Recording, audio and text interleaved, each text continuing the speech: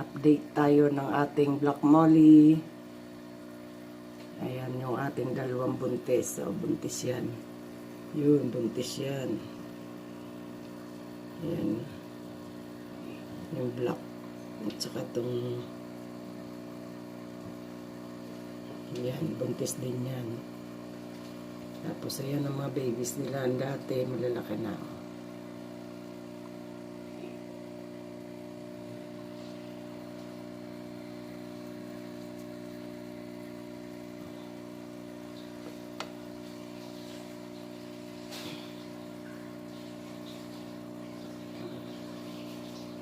Ayun ang mga bagong anak.